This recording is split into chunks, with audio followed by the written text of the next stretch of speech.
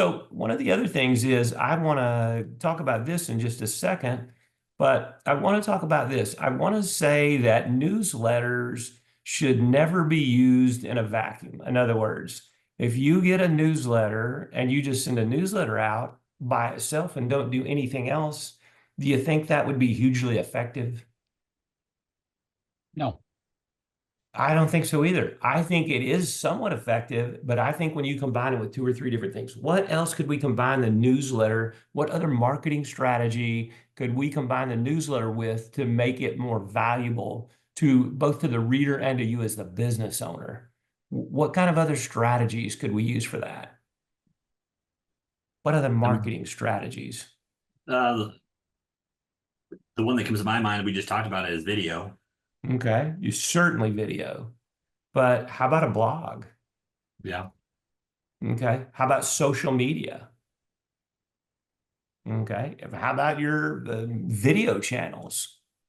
Hmm. Okay. So I think all of those combined. So a newsletter, I'll give you an example about this. Beth and I lived in Naples and we had a guy that cleaned our carpets. We had carpets in the bedrooms.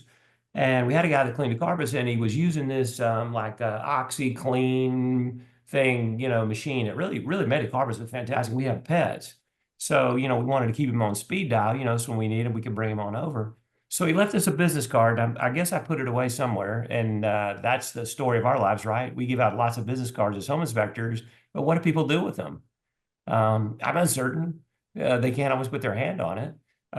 So the fact of the matter was, when we went to call this guy again, I said to Beth, what happened to that guy's business card? She's like, I don't know. But, he never kept in touch with us and he never sent us anything. Okay. So you know what happens? We couldn't find him and had to select someone else. What a missed opportunity for that guy because we were fans. I mean, we thought he did a great job. We'd have used him over and over. Okay. But that was gone. So, how many business owners do you know? Let's just say we were at the chiropractor this morning. Our chiropractor doesn't send us a newsletter. What a shame. Does anybody that you do business with, do they send you a newsletter?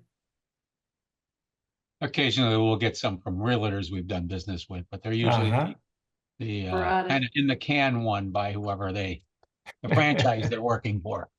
Yeah. Yeah. Borders on spam, doesn't it? Yeah. So, but most business owners don't do newsletters, which I think is a tremendous missed opportunity. So I think what happens is it keeps you on the top of mind. It builds brand awareness. It establishes you as the obvious expert, and we're going to talk about that in a minute. So it does all of those things. It keeps customers, if they can't find your business card, when you stay in touch with them every week or every month, guess what happens is you're on top of mind. So really, why is that important? Because how often are you a lot of home inspectors tell me, well, Kenya, I'm not doing all that because you know what happens is they're not going to buy another house for 6 years or 8 years, and I might already be out of the business. And I'm like, okay, well, that's great. But what about making them a brand fan? In other words, a big fan of your brand. Okay, could a newsletter help you do that? You provide them valuable information on a regular basis, and I think that you can use the newsletters, make them a brand fan. And let's talk about that for a minute, because one of the things that Brandon is doing, and we've been teaching this for a long time, but Brandon is really starting to take advantage of it, is putting our preferred vendor list together. So what Brandon has done is he's gotten with Beth and Dill and the team, and what they've done is they have put a list together of businesses in his area that would be helpful to his clients. And one of the things that Brandon did, he took it a little step further because they moved into a new area there and they didn't know anybody. They have two kids and they thought, well, we need a pediatrician. But there weren't any pediatricians that they knew, so they had to ask around, fumble around, and all that. So not just putting other vendors in the home services industry on there, but other business owners in general. Okay, so that people you have your list. Okay, so what happens is, let's say you put, and Brandon lives in a pretty cold area. We were talking about it. All you guys live in a pretty cold area. Okay, so somebody can we could have put your veterinarian on there, your pet groomer, because when you move into a new area, you got to have your pets groomed. So what happens is, let's think about this. Let's say you put a new window and door contractor on there. All right. And so it's coming fall. It's, it's getting kind of chilly, and maybe you want to upgrade your windows. So in the newsletter, Brandon makes an offer to his clients on behalf of the window and door company, an exclusive offer. Now, how valuable would that be to the customer? Certainly would be valuable for those that need a new windows, right? Or a new door, or a housekeeper, or whatever it happens to be, right? So your newsletter can really, really be of tremendous value to your list. Because not only can you make offers, but how many offers, John, can you make? Let's see, sewer, radon, this, that, and the other. But pretty soon you run out of offers, right? Because and not everybody needs those things, but they need a lot of other things that you could team up with others in the community to provide. So newsletters allow you to stay on top of your mind and build expertise by having a list of others you work with make offers from their firms. Okay, so maybe the water heater company. Go ahead, Brandon. I'm sorry. No, just to add to that, we sent out just this last week, I think it was, a newsletter. It was kind of a quarterly kind of maintenance type of thing. We're transitioning into fall and winter time, and so we had a couple of posts about some of our vendors that they might want to contact. And one of the guys that we have is a sprinkler repair company, and he agreed to put a $10 discount on the winterizing of the sprinkler systems, because here we get really cold temperatures. You can't let your pipes freeze in the ground.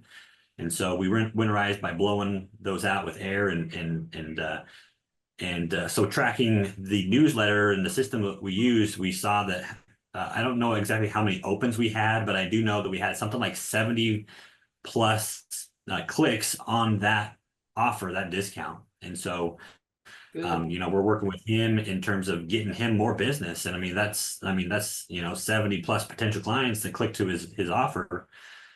So again, we're adding value to our past clients and our agents and anybody else that's subscribed by giving them, that offer. And that's just for whatever reason, it just seems like I'm always looking for someone to come blow out our sprinklers every year, and it's never the same company. So now we're, putting that together so we can make that offer. Brandon, how does that actually work? So you're putting the information for the sprinkler guy into your newsletter and into your list in your newsletter, and then they're following through on that, and you're able to track the clicks to all the way to the sprinkler guy? Just the clicks from the email that we send. We use GetResponse. Okay, so so that can that's track separate, the clicks that we get. completely from the newsletter. Yeah.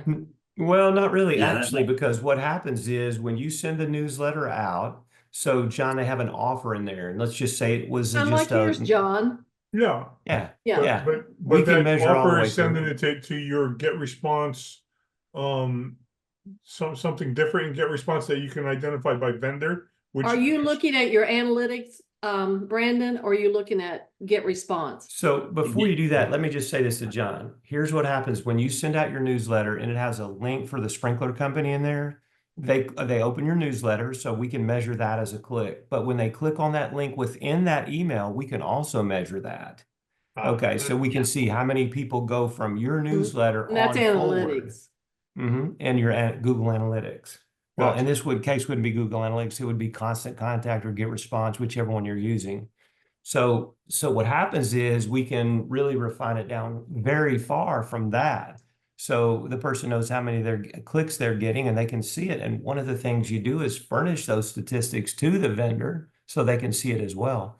See, it's just like marketing is really getting your phone to ring. Sales is once that phone rings and you get them on the phone, you close them on a home inspection.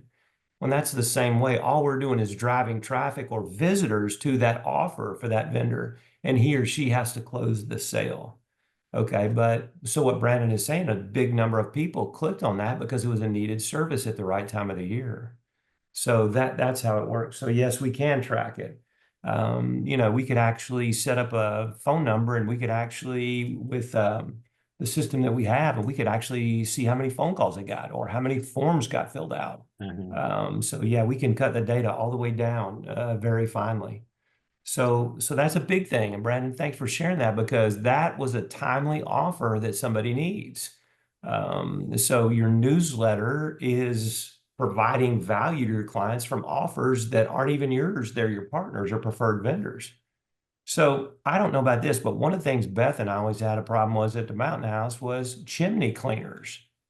So, you know, we had wood burning fireplaces there in the North Georgia mountains, and the chimney, you had to get a chimney cleaner, was hard to get. You know, anybody that did anything besides asphalt shingle roof, if they did metal, that was hard to find somebody a roofer that did that, or anything else other than that, shakes or shingles. So whatever you have in your market, then think about getting a vendor for that. Now, Brandon, how about snow blowing and all of that? I know if you're an older person in your area, they all moved to Florida, so you don't have any old people. Is that what it is? So, but if you did, would that be a valuable service to someone? Oh yeah, I mean, and that's kind of the lawn care model. It's snow blowing in the winter and lawn care in the summertime, right? Mhm. So they just kind of, and then some of those they'll mix in, you know, other things like, I guess, you know, Christmas light installation, those kinds of things. Same with the pest control companies. We're seasonal with the pest control, not year round, like Florida might be. Yeah, we got pests all year round. Usually they're two-legged. Yeah. So we got plenty of pests here in Florida, and we're getting more daily. So stop, y'all. Stop sending your rejects from your state down to ours.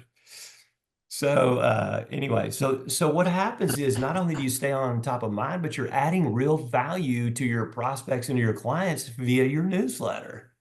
Okay, so people think, oh, it's just a newsletter. Nobody opens that. The highest return on investment of any marketing strategy is still email marketing. Okay, so if you say, I got a list of 5,000 people, I say you're making no money from it because they're ignoring you. Okay, but if you have a small dedicated list, 50, 100, 200, 300 people that read your emails or your newsletters day in and day out, week in and week out, that's a list. That makes money for you. Okay, and it's one of the ways when you offer services and offers, not only from yourself, but from your vendors, how you build brand fans. Okay, so how about when somebody, you know, you can have a vendor when somebody moves in, they get the first lawn care service free or the first housekeeping service free. Okay, and then what happens is the vendor is wanting to prove to that client or that prospect that they're great and get the jobs from them.